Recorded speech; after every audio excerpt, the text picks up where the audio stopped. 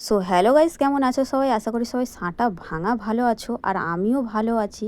তো আজকে দুপুরবেলা হঠাৎ করে সুইজারল্যান্ডের একটা আম খেতে খেতে হঠাৎ বাইরে এসে দেখছি যে 364 দিন পর আমাদের এখানে রোদ বেরিয়েছে। বড় বড় বিল্ডিংয়ের ফাঁক থেকে দেখা যাচ্ছে রোদ বেরিয়েছে। সেই আনন্দতেও আমি একটু সমুদ্রের দিকে ঘুরতে যাবো বলে ঠিক করলাম। তো চলো তোমাদের আজকে সমুদ্রটা দেখানোই যাক। আর এত সুন্দর রোদ উঠেছে বলে আমি নিজেকে ধরে রাখতে না পেরে নিচে নিলাম। पंछी बनूं उड़ते फिरूं मस्त गगन में आज।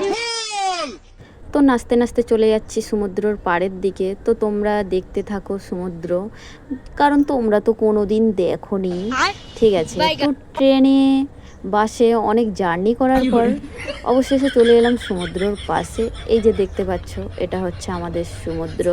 এই যে, আর হ্যাঁ, একটা কথা বলি, এই সমুদ্রতে কোনো ছোটোখাটো কোনো মাছ থাকে না, যেমন ডলফিন, তিমি, হাঙর। আর হ্যাঁ, আর একটা জিনিস অবশ্যই থাকে, যেটা হচ্ছে কুমির।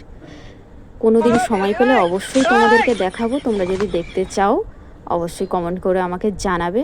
আর এই যে এটা যে দেখতে পাচ্ছ, এটা হচ্ছে অ্যামাজন জঙ্গল।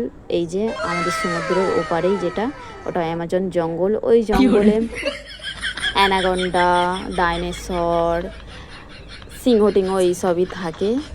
তো এই যে এত সুন্দর ভিডিও করছিলাম, আমার ভিডিও সহ্য করতে না পেরে এই যে আমি এত সুন্দর ব্লগ করতেছিলাম গাইস, তাই যে সহ্য না করতে পেরে মেঘ মামা আবার আমার উপরে রাগ করে, মেঘটা দেখতেই পাচ্ছ যে কীরকম অন্ধকার করে দিয়েছে।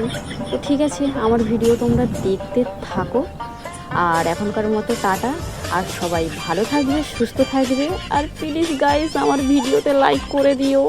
Oh no!